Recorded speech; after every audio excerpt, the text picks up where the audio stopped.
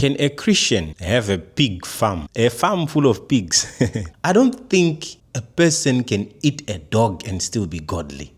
Can Christians gamble? Be involved in gambling? I was once involved in gambling. It's terrible. Don't do it. I'm telling you. Do you know any false prophet? I know many. Many people are just preaching the rapture, but none of the pastors are preaching the Antichrist and tribulation. How is Satan winning souls to his kingdom? What's your take on the people or the content creators who are using the name of Jesus in vain? Like most of the skits say, Jesus, Jesus, Jesus, Jesus, every time. What is your take on that? The Bible talks about suffering for Christ. Have you suffered yet for Christ, or are you planning on suffering for Christ? And how are you planning on doing that? Ladies and gentlemen, welcome back to Peter's Passion. So today again, I have with me here our Apostle Barnabas Marowero. And today I have prepared questions for him, hot and tough questions for him. And he's going to be responding to our questions, and it's going to be so interesting. So stay tuned. Apostle, how are you? I'm blessed. Thank you so much for allowing me to come again to have time to share the word and answer some questions as we glorify the name of the Lord. It's a pleasure. Indeed. I'm so honored to have you back again. So I have questions that I want to ask you, Apostle. And my first question will be, what is your biggest testimony in your life that you can testify? Okay, thank you. The greatest one to me, I think, if I look back to my life, not just me alone, but me and my generation, I can see the salvation of the Lord as the greatest testimony. That's the biggest. I will just try to elaborate to say, I was born in a family, of course, because we're going to church, Anglican church. I want to say there are people who hide in churches where there is not the power of the Holy Spirit. And the reason being, the leaders or the elders of the church, they will be into some stuff. So I was born in such a family whereby, yes, we're going to church. I was just a church goer. I was not yet saved. But when I was now saved, I see that God really saved me. And from there, he begins to do great things to my generation. And I can say my time to surrender my life to Jesus Christ, I don't know if I have once told you, I had a prayer that I did for 7 consecutive nights to say, Lord Jesus, if it is your will and if it is your time, receive my spirit. I'm coming home after salvation, because it was challenges. It was some stuff that explaining, it will be taking time. But yeah, it was that time whereby even the spirits from where I was coming from were hunting after me. So my salvation, to be born again, it is the greatest testimony. And from there was a cut off of some stuff in my generation, and great things begin to unfold. So I can say salvation is the greatest. Thank you so much. Indeed, salvation is the greatest. And my second question, Jesus spoke much about traditions of men that were in the church, all right? And I would like to believe that there are traditions of men in the church today. Will you maybe help us understand which traditions of men that are in the church today? Okay. Firstly, I would want to say culture and tradition does not enter the kingdom of God, right? So in the sense that when we also say flesh and blood cannot inherit the kingdom of God, that's why I'm saying culture and tradition, because those are the things of the earthly things of the flesh that are done by human beings. And in the sense of culture, you find out that there is a lot of beliefs that we have as different cultures on this planet because of what our leaders have gone through. So I can say believing in spirit mediums is one of the greatest, especially in Africa, as part of our culture and our traditions. And those things cannot lead you to heaven. So those things cannot enter the kingdom of God. So I don't know if you want more, but to begin with that one, culture and tradition does not enter the kingdom. They are against the will of God because demons and worshiping of idols is involved. Okay, so you touched on both culture and traditions of men, and which is the same thing. So I also had another question, like, if a person becomes a Christian, do they have to drop their culture?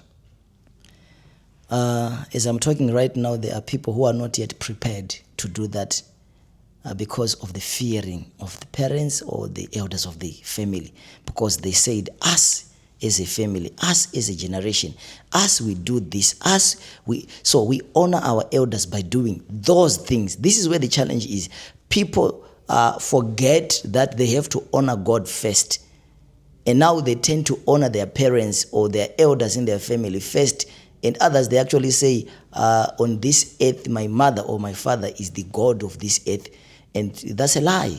Because your own mother and your own father is also crying Yahweh, Jesus save me. So you need to split there and put a line to say, even my father and my mother, they also need to be saved. So we need to make sure that we cut off from anything that is not approved by the word of God.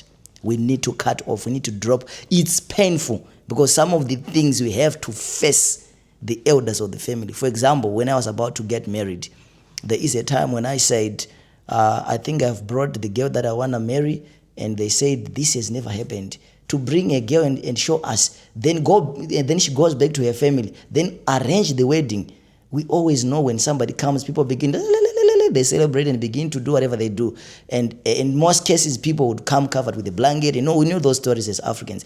And now, when they now said, you are going to pay lobola, bring your money, so that we can put it, that culture of trying to honor my father, like the late, he's dead already, and now they said we want to tell him to say the older son is going to what? To get married. So bring the money, let's clap our hands, let's honor the elders, let's begin to like kind of appease the spirits. And I'm like, no. So I try to hide and say, I left my money. I did not work with my money. It's in the card. They say, don't you have the card with you? Put the card there. Then I'm like, no, I'm going around the bush. I said, guys, I have the card. Here is the card, but I'm no longer doing these things. I don't practice these things anymore. I'm now a believer. And the moment I said that, my elder brothers, my cousins, you could see they were now shaking, like, how can you say those things? But I had to tell them. Then one of the elders who was there, I'm not mentioning the name, he said, how can you do this? Don't you clap hands at church? I said, we clap.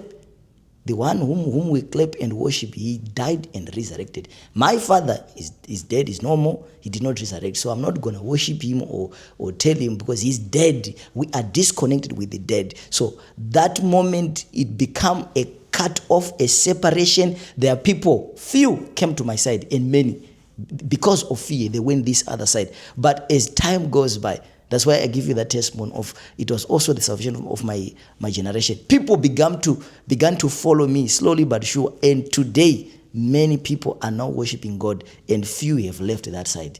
So I can say many people, they are afraid to cut off because they are afraid that you are dishonoring your parents or your elders. But no, you have to say things that glorify the name of the Lord in respect or with respect.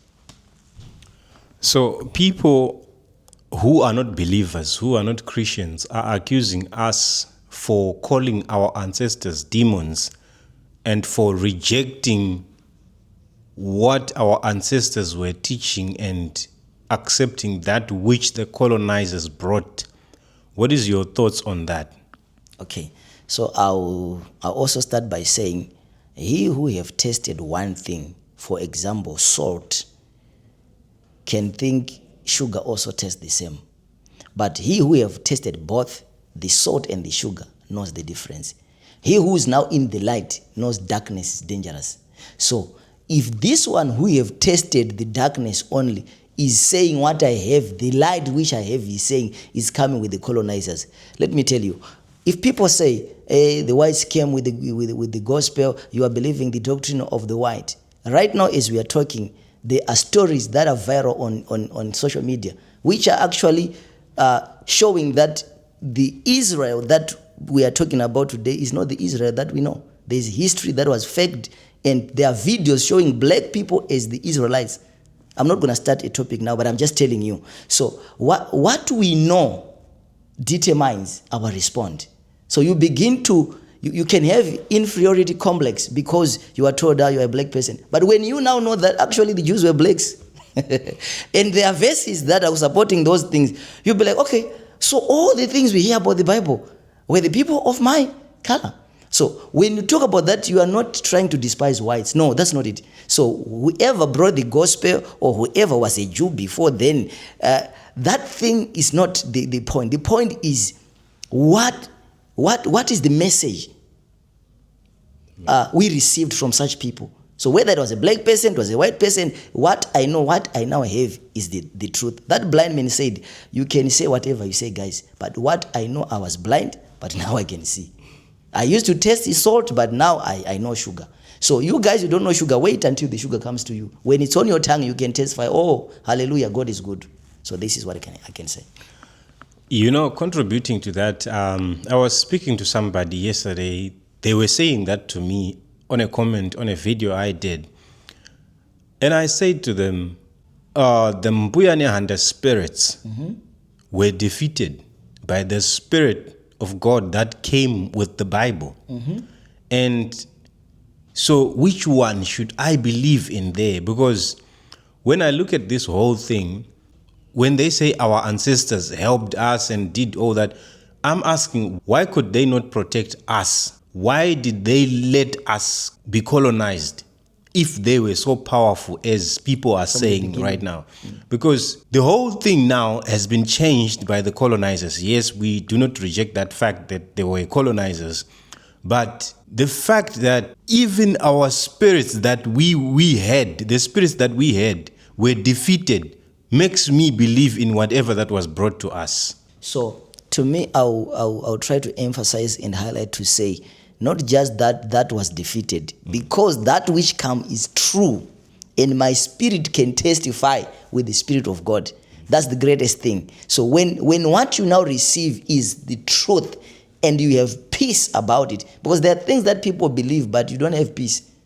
You believe in witchcraft, you see people dying miserable death, and you say, they've just shown the power.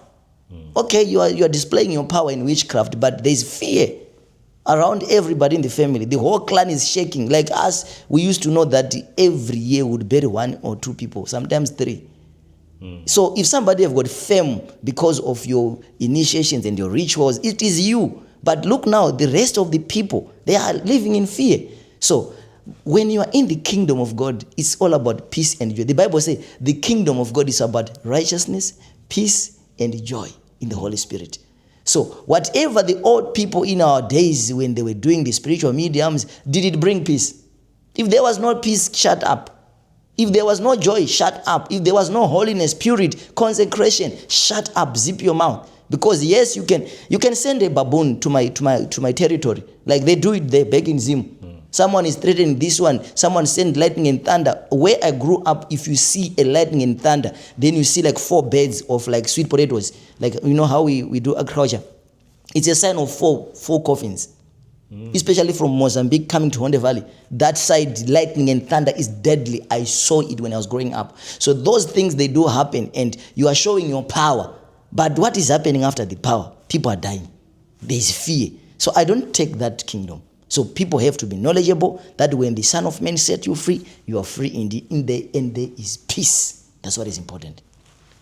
And what's trending now these days, people are saying Jesus must go back to Europe. Jesus is not of Africa. Yet they are forgetting that the education they have came with white people. The technology, everything, almost everything that we are using came with the same people.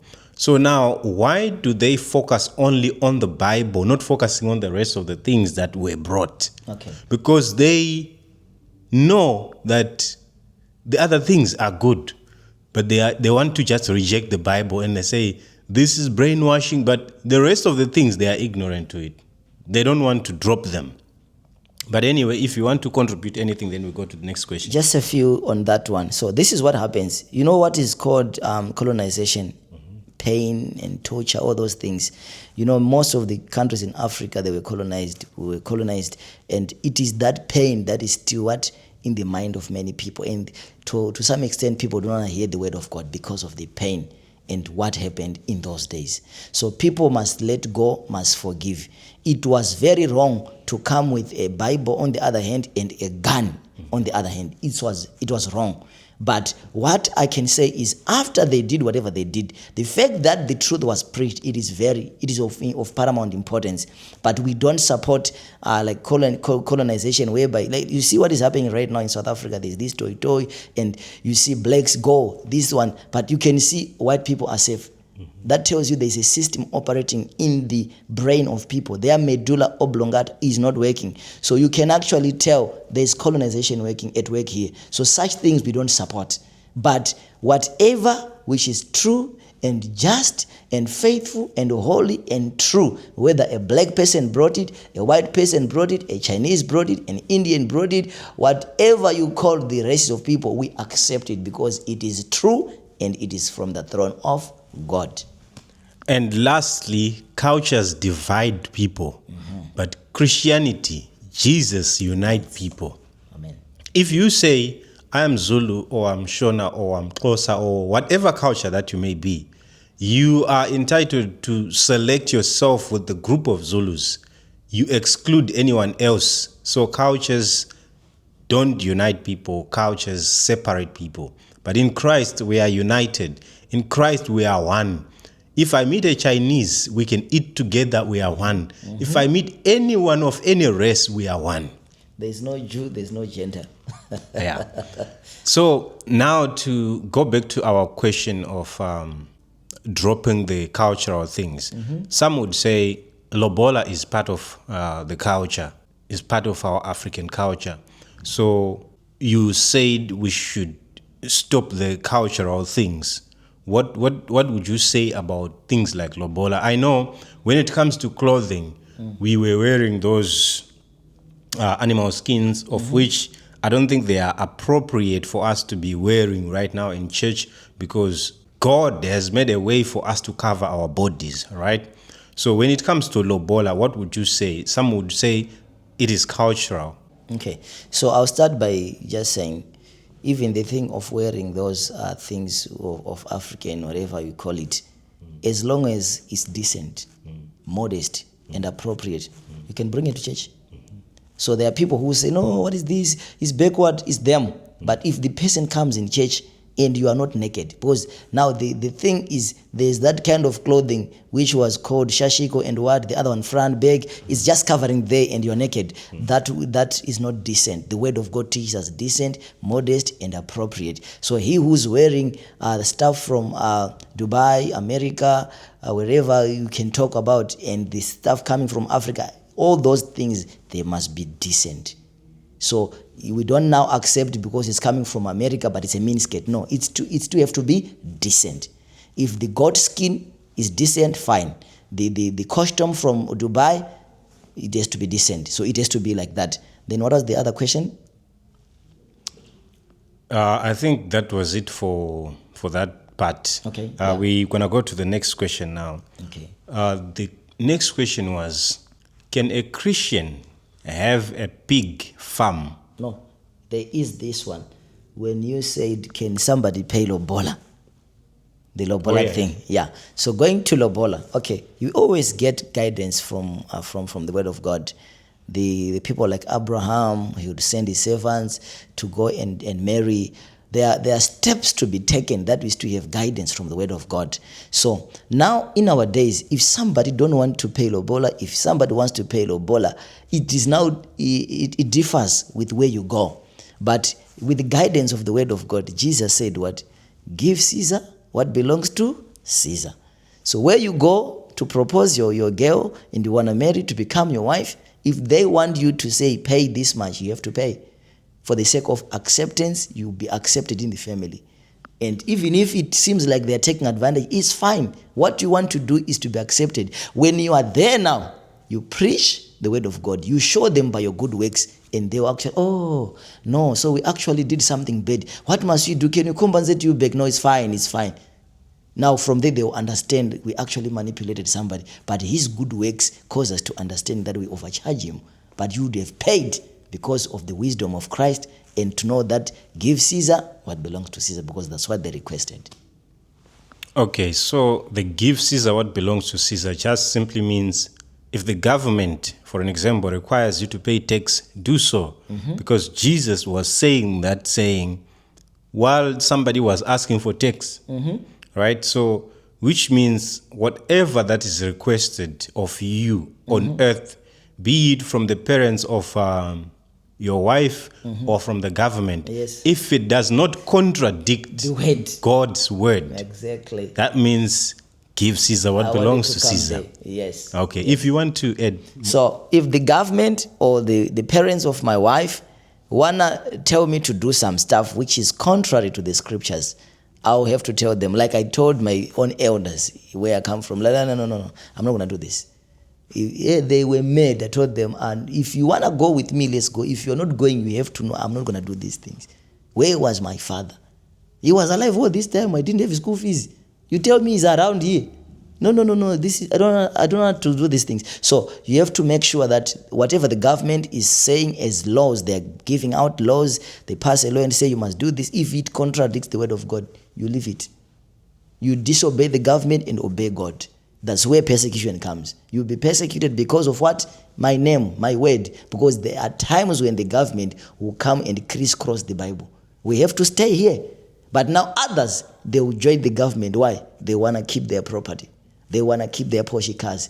And they will get that and they will lose heaven. And the Bible says, how shall it benefit a man to gain the whole world and forfeit your soul and lose your soul? The next question is, can a Christian have a pig farm, a farm full of pigs, or do dog business where they sell dogs? Because I think in the Old Testament, somewhere there, though people may say maybe the law ended, there's a verse that says, do not bring the wages of a dog into the house of God, or the wages of a prostitute into the house of God. So can a Christian do a pig farm or sell dogs and bring tithe to church, or bring offerings and monies to church from that business? All right. Now, let's do this. This is me with my understanding. So let's start with the dogs. The dogs are well known for security reasons, right? And if they are known for security reasons, people can keep them for bringing security and to safeguard people at home. So if now a person is giving out his friend or relative a dog to say, go with this dog, you live in the mountainous area like where I grew up, there are baboons, there are monkeys, there's other animals that they really need to hear wow, wow, wow, wow for them to run away. Protect your fields. So he who's giving you a dog and he who's selling a dog to you, to me, it's 50-50. It's the same thing. So whether you buy it or whether somebody give you, you are doing it to protect. But now, if the dog is to be used for some other reasons, or the cat is to be used for some other reason, like we know as black witchcraft, there are animals used, right? Hyenas and all those things, and owls. If that animal is to be used for funny things, for magic and all that, stop it. It's sin.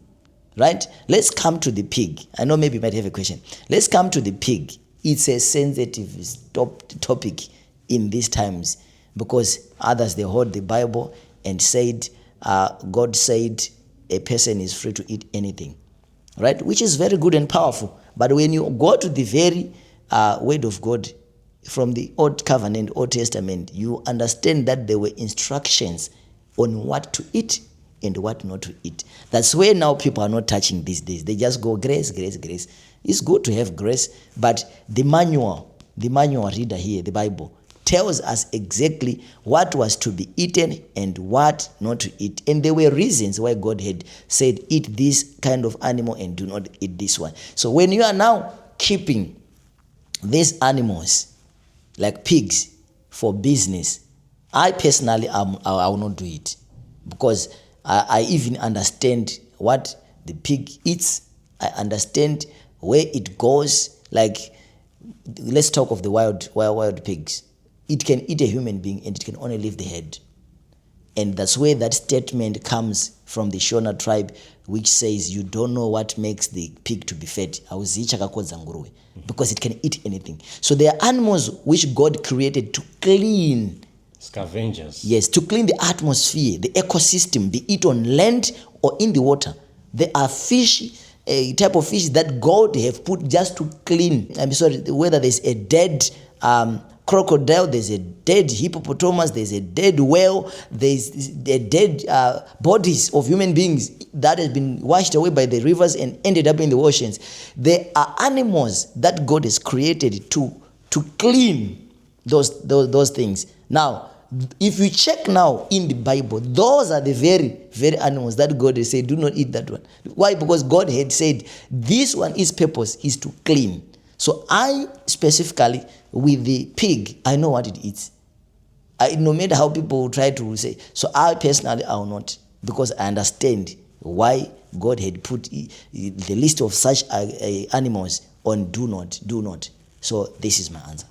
So clarifying there, you were saying, if anyone who eats a pig, are you saying it is okay for anyone who eats a pig to do so, or people should avoid it because the Bible says so? I just want the clarity there, because where you touched on made me think in another way, like, should we even eat pork? Right. So if we just hold on. Because I know a verse that says, I think it's Colossians 2:16, let no one judge you in what you eat or drink, or regards to a festival, new moon celebration, or all those things, right? And when we read, I think Acts 10, it talks about Peter being told to kill and eat, and he said, I have not eaten anything unclean. Because Peter acknowledged that this animal was unclean, but he was told to kill and eat. Do not call anything that I have called clean unclean. So people say it was a shadow of this whole encounter of saying Gentiles and Jews. So since now there's no more Gentiles and Jews, people say we can eat anything. So would you give a pass to anyone who eats to eat? Okay. So I will say this so that even to those who are watching who are not Christians, they can even go on some platforms to search information, be it Google, Wikipedia.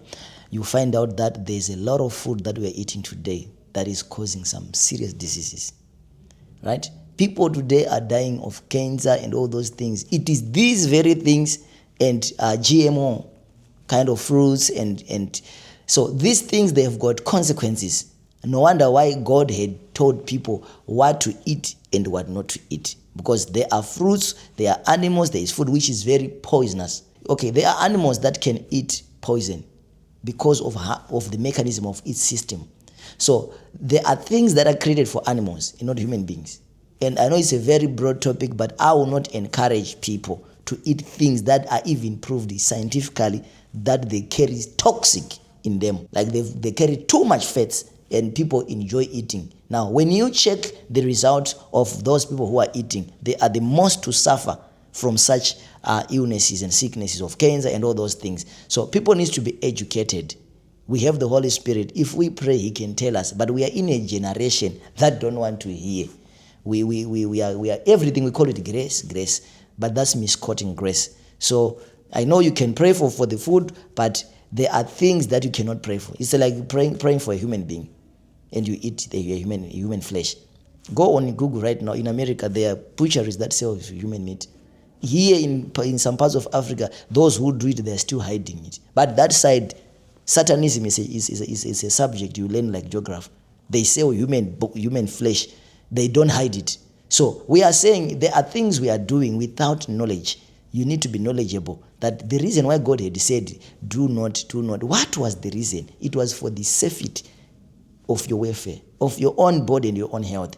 So I will not encourage somebody to eat the things that I can see.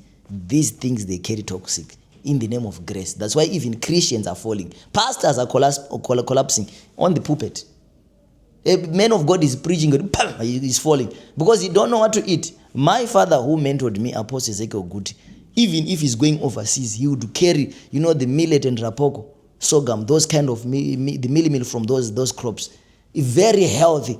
And the man was 100 years something, I think. Yeah, if I'm not mistaken, when he was promoted to glory. Right? You have to know the diet. And this is what people don't want to hear. When I'm saying you must know diet, they want to say grace. No, you'll be stupid if you say grace where you are supposed to substitute. You need to know what to drink. You need to know what to eat, because you can put poison and toxic to your body in the name of God. You die. So this is my contribution. All right. This is a tough one, and this one is a controversial one. Very well. But I would say, if you are eating, pray to the Lord and ask the Lord. For me, I had an understanding, but I'm learning now. But I had an understanding that a person can eat anything. That's the understanding I had. But again, there are still things that we are limited to eat, because for some reason, not biblical reason, I don't think a person, this is just my own personal thing, I don't think a person can eat a dog and still be godly. Like, I know people say Chinese eat dogs and all that, but this is just my own thinking. Mm-hmm. I think there are certain things that you cannot eat and still be holy. Just after eating that and be holy. I don't know. Let me know what you think in the comment section, guys. This topic, we are still discussing it. We are not closing it like, okay, this is it. We are not putting a stamp to it. We are leaving it open. So when we are there, so that if you come back next time, we can actually take off from there. You hear people saying, when Paul said, when I am among the Romans, I behave like what? Like one of them. I become one of them, so that I can win them to the gospel. Now, people will then quote the scripture to say, if I'm going to China, I must eat dogs, so that they will feel that I'm part of them. Then I can preach the gospel, and they will repent. So again, we'll say, yes, it becomes a very broad topic. Some, they actually telling you, a dog is very nice. So you can eat what you want to eat. You are free of what? Choice to do that. But try and go back to the word of God, which is our manual. Why were we told to eat some stuff and not?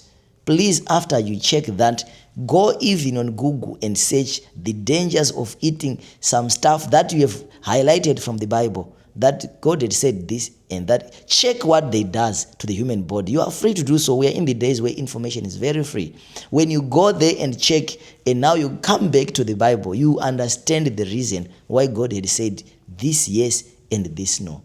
Even to some fish, there's a fish that God will say, a fish with this you can eat. A fish like this, which looks like a snake, do not eat. So anyway, yeah, let's continue. So for me, I'll leave it neutral, and I'll leave it up to you guys. Let's go to the next question. Okay. The next question is, how do you spot false prophets? In our days, it's very easy. In our days. You see, long back, it was a bit tricky, because they will camouflage among you, and it was very difficult to see. But the young ones also in these days, it's difficult for them to pick, because they cannot discern. They don't know much about the scriptures and the instructions of worship. But in our days, if you're full of the Holy Spirit, it's very easy to pick them. This is what happens. Like, we are given the word of God so that it may guide us.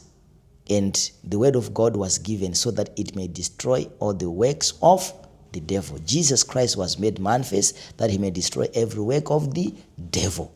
Right? So when you see the work that the word of God comes to destroy, which is of the devil, when you see it being promoted on the pulpit, on the altar, you should know you are in trouble. The things that we hear, Jesus was made manifest to destroy every work of the devil. The things that you know, this thing is wrong, when you see it being promoted on the pulpit. For example, I'll give you this example. There are types of music that you can listen and you can tell this is very worldly, right? And you see that on the pulpit, and the pastor don't see any trouble or any problem with that. The assistant pastor does not see a problem. The elder of the church doesn't see any problem. The deacon doesn't see the problem of that. Okay, sometimes back when I was still in Zion Forward in Faith, there was a day when there was a concert for music worshipers, and there were these girls, they right here, UCT. There were these girls who were going to UCT and they had friends. They invited them. So as they invited them, they told them like a few days before. So these guys had prepared some dances to come and dance and do this and that. But when it was 1:45, I think a day before or some hours before, the guys got drunk. And presenting now their dances and whatever and their songs, I could pick in the benches, no, something is very wrong. I was not very close to them, but I said, no. Something is wrong. I approached some leaders. I said, no. I'm a deacon. I was a deacon by then. I'm a deacon in this church, and why are we allowing this in church? Somebody said, no, don't quickly judge. I'm like, no. Somebody who was very close said, actually, those guys were drunk. You understand? So the church does not promote that, but the friends who invited their friends to church, they kind of said we want to do something, and because we want to win people from university, we kind of entertain them. But little did we know, some of them were drunk. So you find out that there are things that are not allowed on the gospel platform, that when you see them, like the one I'm talking about, I cannot say, oh, so the church is bad. No, we actually traced the story and we could see, no, the friends did not check their friends when it was now time to go, whether they were dressing nice, whether they were still in their sober senses. And if they had done that, they were supposed to say, you are not going to dance or sing because you are drunk. So going back to the false prophets, you see them selling things that are not supposed to be sold. Freely you receive, freely you shall give. Why are you now saying, come pay money to have one-on-one? You must pay money, you must buy anointing oil, you must buy holy water, you must... No, the moment you see that, run away. I'm saying this without fear. I know there are people who have got mansions, they've got jets, they've got what, and they wanna try to comfort you in the name of seeding. That's not seeding. When seeding is done, let it be done between the two of you, and let it come from the believer. Don't put a tag as a man of God, as an apostle, as a prophet or what, to say, for you to see the man of God, $100, 1,000 rand. The moment you see those things, there's danger. You put a label on anointing oil, 100 rand or 50 rand or $10. You are labeling. What are you doing? This is exactly what happened when Jesus entered the church and he saw them selling doves, exchanging money. The Bible says he flips the tables upside down and he beat them. So there is need of beating to such people. If there are people clapping hands for such, is them, they are blind. If they come here, we'll beat some people. Yes. So when people begin to sell the gospel, when they begin to sell objects, actually we're giving a name above all names, Jesus Christ. At the mention of this name, we shall be free and saved. That is fine now. My next question, can Christians gamble? Be involved in gambling? Somebody told me some time back that I had a dream of is it lotto or lucky numbers? And the person said, I did not play, but the numbers came and they were exactly. And I'm like, who gave you that dream? Was it God or what? It's like, I think it was God. So answering that question, I was once involved in gambling. I myself, I'll say it so that I can help some people. It's terrible. Don't do it. I'm telling you, there are people who have walked on foot from wherever they are gambling back home because they were looking for money the easy way. There are people, the other one I saw, the driver had to take shoes, I think with a suit or something or a badge, whatever, because this one had failed to pay because all the money was finished in gambling. Right? So you are losing your property. There are people who have lost houses. There are people who have committed suicide. We are now looking at on the results of what it does so that you understand. If you are walking on foot for kilometers and kilometers because you are trying to get money the freeway, you are a fool. So if you do these things in the name of that somebody win, because what they do is out of 100 people, they make sure 10, they win big numbers. So you run thinking you are going to be also on that number 10. But forgetting that 90% is going to that house, to that gambling club. So it's a business for them. They're making money. But let me tell, marriages have been put to a full stop because of this thing. Because the husband is busy there. 1 week or some days he's there gambling and the house is taken. He finished signing everything. And now people come here, they tell you, is this Mrs. So-and-so? Yes. okay, we're here to repossess the house. And the wife is like, what? Are you mad? They're like, are you not the wife of this guy? He's gambling. We've got footage here. There is him. He's drinking. He's partying. He lost it. And the house is gone. And the wife is mad. The children are mad. They don't want to see their father. Right? So only the result, you shall know them by their works. Jesus told us, you shall know them. So I told you I once did it. Thank God I was still a beginner. And I find friends who had told me, no, this is dangerous. So even people do it in the name of God, quoting scriptures, doing gambling, that's wrong. Go and work. Find work to do. Have business that is proper. Oh, and yeah, God can bless the works of your hands. So gambling is wrong. In short, I'll just say, a man shall eat the sweat of his brow. Not because you were sweating on that machine, but you must go to work. Gambling is more spiritual than you think. You are doing what is called spiritual gambling. Let's go to the next question. My next question is, the Bible says, beware of false prophets. Mm-hmm. So which means we must know who they are. Mm-hmm. Do you know any false prophet? I know many. I used to know a very few. Okay. Can you name them? It's not good to name them based on what, remember we're talking about respecting the laws of the government. You can actually be arrested for calling out people because when they saw it, to them you are stopping their business. Because to them is now, the person is a false prophet, they are false prophet who know, and the false prophet who do not know that they have been manipulated by the devil. So those who know, to them is business. So when you try to mention their names, what it means, you are telling them, I'm stopping your business, because they're going to lose members. So once you mention them, they can take you to court. But I know many of them. That's why the Bible says, on that day, many people shall say, we have done this in your name, we have prophesied in, but I will say, verily, verily, I do not know you. Depart from me, your works were unauthorized. So there are many out there. Jesus said, you shall know them by their works. So this is what you must do, listeners and viewers, right? Check what Jesus was doing when he was in Samaria, Galilee, Mesopotamia, wherever he was preaching there. Check what the disciples were doing, Paul, Peter, James, John, all those guys, right? Check what they were doing. Compare with our church in this generation. Compare with the men of God in our generation. Compare with the prophets of these days versus Jeremiah, versus Isaiah, versus Ezekiel, versus Haggai, versus Habakkuk. Let's compare, let's weigh them. Even me, as I'm doing this, somebody must weigh me with scriptures. And you know that one is true or is fake. So it's very easy. Check the old prophets, old covenant, Old Testament prophets. Check Jesus Christ's ministry and the disciples versus these ones in these days. And we'll be like, oh, we are in trouble. You know that one is wrong.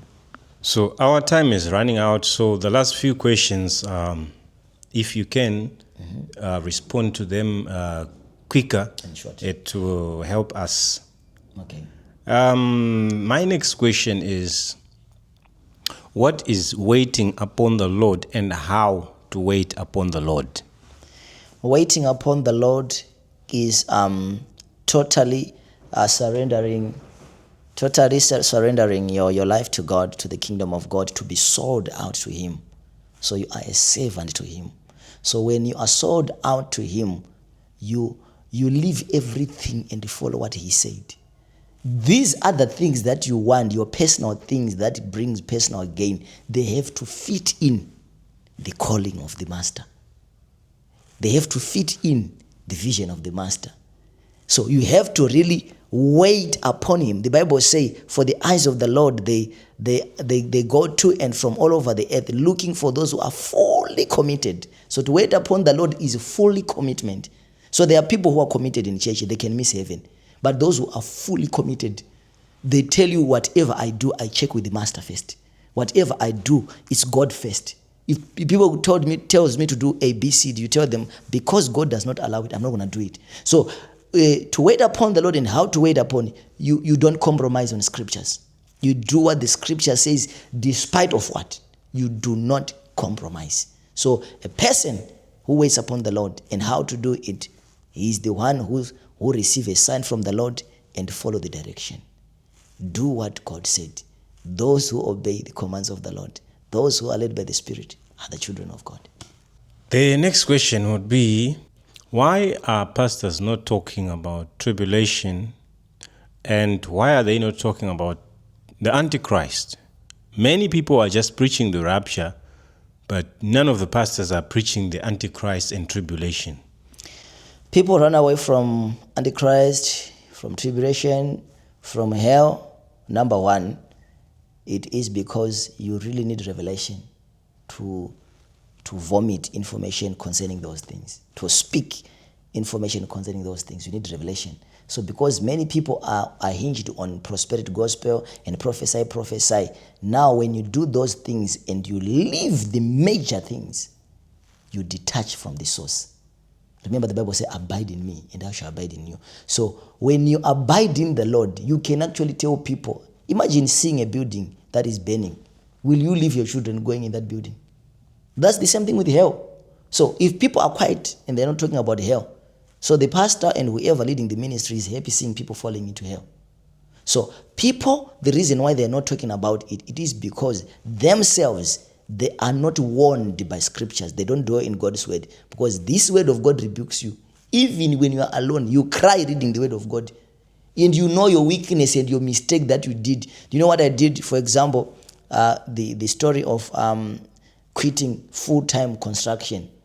He once spoke to you. I don't know if he, okay, I'll just try to talk a bit. I was on the pulpit one day, I think it is last week, and when I was about to minister, it was on a Friday prayer, last week or 2 weeks back, one believer said something when I was on the altar, and I was reminded of a roof that I was doing waterproofing after finishing everything, and the roof was leaking, and I'm thinking about this guy, he's waiting on me to come and fix, right?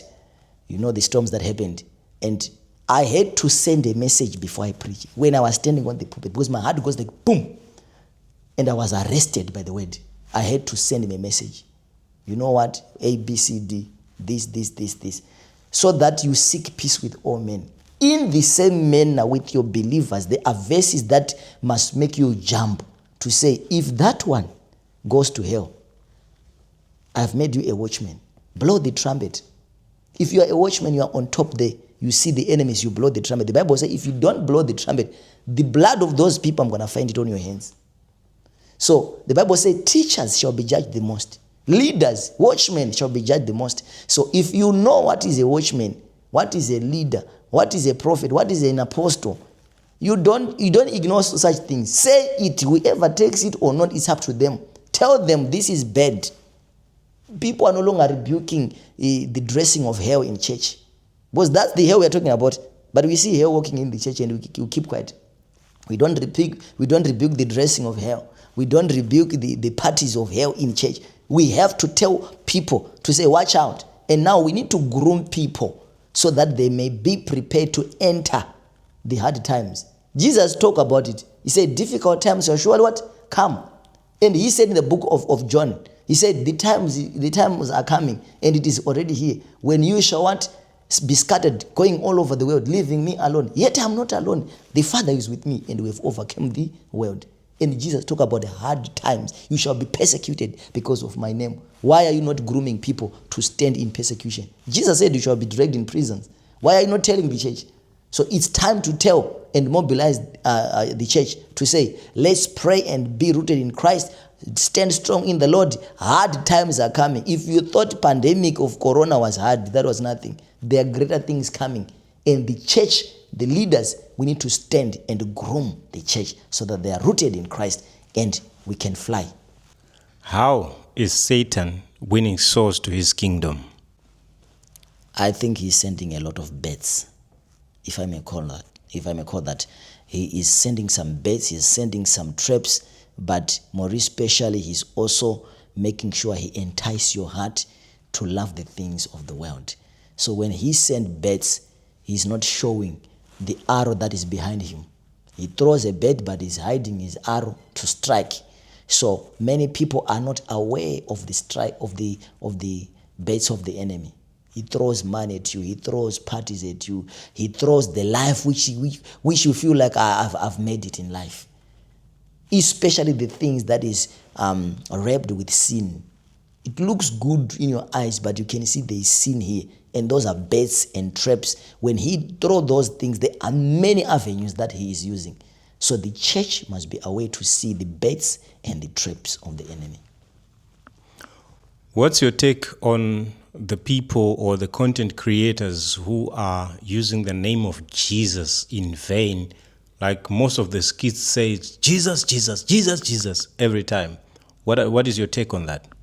Number one, they don't know that the name of Jesus carries tremendous power. That's why people are healed in that name. People are raised from dead by that name.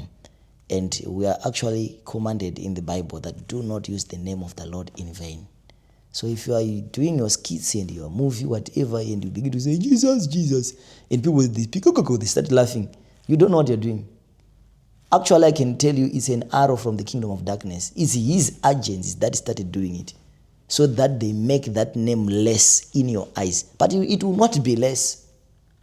Yes, people can say, you are like this, but I will not be like that because they said it. I will be like that because I'm like that. So the name of Jesus cannot be cheap because you say it every day. It will be cheap in your mind, and it's you who fail to cross over with that name, to have miracles with that name, to be liberated by that name. But the name still carry power. So it is actually the enemy who's making that name trying to be weak. Because when you begin to use it anyhow, to you it's not important. It's sacred. So the enemy is making it, the name which is powerful, sacred, and holy, he's making it useless before them. And when it's said to them, they're like, the name we hear on TikTok, the name we hear on Facebook, YouTube, that name. But because he knows the name, us will tell you, will herald from the rooftops, that this name carries power. When you speak it, when you call, all knees will bow and confess. The Bible talks about suffering for Christ. Have you suffered yet for Christ, or are you planning on suffering for Christ? And how are you planning on doing that? I have suffered for Christ, and I'm still ready, geared to face more. I can tell you that Christ said, when you receive me, on 5 people, 3 will come to my side, 2 the other side, or 2 to my side, 3 the other side. Where once I gave my life to Christ, you find out that I suffered in a way of losing friends. There are friends that you lose, the people you love so much, you love them so dearly, and because of who you are now, they don't love you. Because of what you are saying now, they don't love you. Sometimes they might say with their mouth, I love you, hi, but you can tell we are no longer together here. So you lose friends, you lose some deals, because of the name of Christ, right? By preaching, whenever I stand to preach, especially in the streets or in buses, whatever, trains, people can scold you because of that name. The other day, I remember I was going to Philippi from Cape Town, and a sword was taken. Somebody, a very big sword from his bag. It was a man-made. It was sharp at the end like a needle, but from this side, it's like this thick, going sharp. And the man said, so we can't listen to this child. He's just making noise. And the moment he pulled it out, I turned and faced him and said, you did not know what happened before you come. Before you come here, we had prayed. We had declared the name of Jesus. I spoke the fire of the Holy Ghost in this place. I spoke the blood of Jesus in this place. And it's time for you to see that power of the blood can charge against you. When I started walking towards him, he started screaming and running away. He went out, go to the next platform, shouting and swearing. And I could tell this is now a demon. This is now a demon. So people would want to strike you for the name of Jesus. I've been told you are making noise. But if somebody comes in with a speaker which is louder than my voice, they are enjoying the song. Filthy and funny songs. So you are speaking nicely, you are preaching nicely, your volume is okay. Somebody, I remember, it was just trying to mock, it was mockery. Hey, you are spitting on me. And I'm like, I'm spitting on you, you're wearing a cape. How did it come and land on you? No, man, close your mouth. You are making noise. So you will be mocked because you are preaching. And even people who are closer to you, be it relatives or what, they can ask you questions that will be like, hey, what is this now? So you will be mocked because of the gospel. Lastly, you spoke to me, this is a personal question. You spoke to me about quitting work. And I want to read a verse here Okay. where it's in 2 Thessalonians 3, verse 7 to 11. For you yourselves know how you ought to follow our example. We were not idle when we were with you, nor did we eat anyone's food without paying for it. On the contrary, we worked night and day, laboring and toiling, so that we would not be a burden to any of you. We did this not because we do not have the right to such help, but in order to offer ourselves as a model of you to imitate. For even when we were with you, we gave you this rule: the one who is unwilling to work shall not eat. We hear that some among you are idle and disruptive. They are not busy, they are busybodies. So, as I have understood this verse here, Paul is saying, we were busy working. Whatever that we were eating, we paid for it. Yes. So you said you were going to quit work, but Paul here is saying, if you don't work, you shall not eat. Okay. Can you elaborate on that? I think we are left with 3 minutes. 3 minutes. Okay, I'll try to be quick.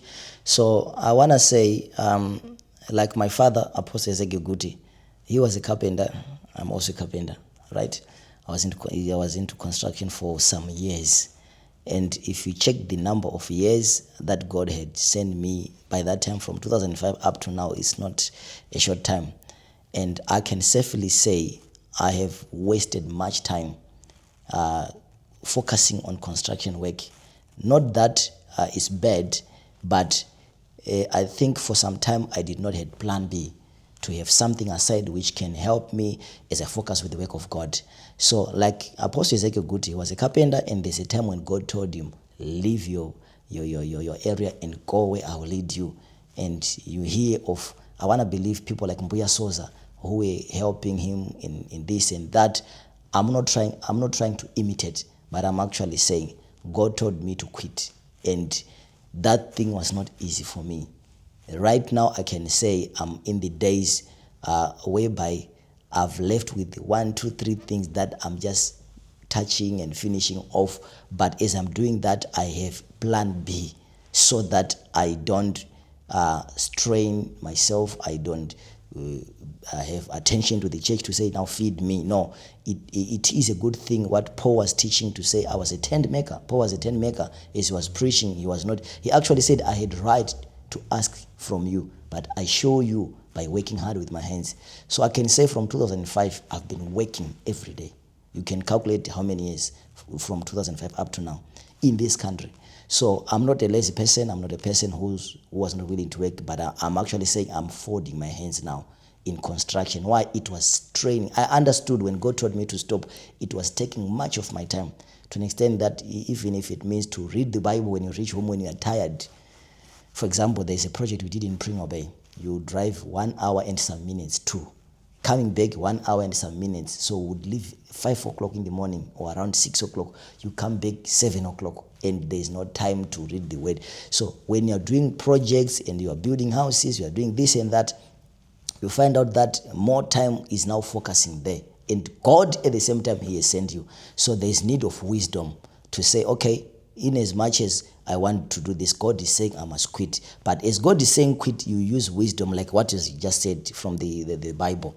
There are things to be done. And I think there are things in the pipeline already that I'm busy with that can bring cash on the other side. Besides what my wife is doing, I personally, there's something aside that is in the pipeline to make sure you don't put your eye to the church to say, no, feed me now. But I can say to people who are like me, do not delay and do not focus on the things that is taking much of your time. If God is assigning you to do something, make sure you find and look plan B, that which does not consume your time, and make sure it will be something to be put aside, and it can bring finances as you do the work of God, and that can actually help you to fund also the gospel.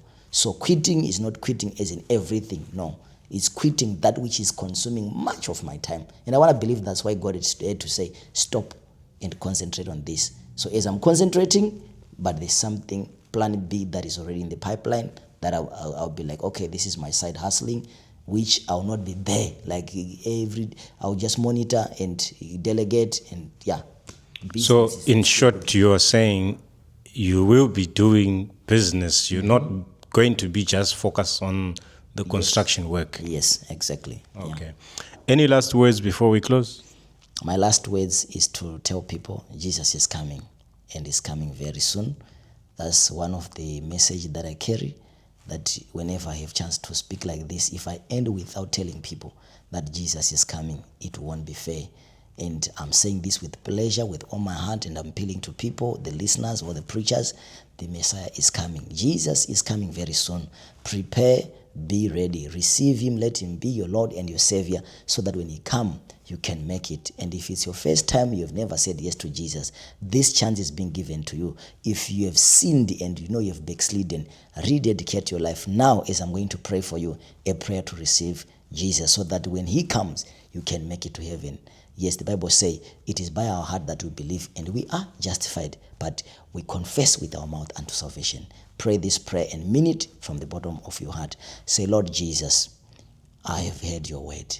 Today, Lord Jesus, be my Lord and my Savior. I accept you as my Savior.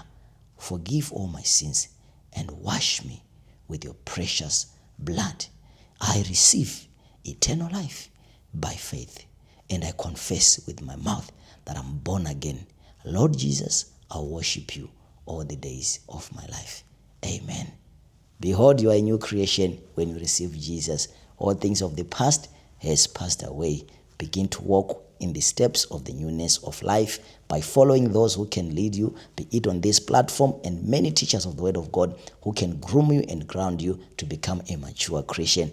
And begin to tell people about being saved. If you receive this freely, then freely you shall give. Tell your friends, your neighbors, your relatives that Jesus died for them and they need to be born again.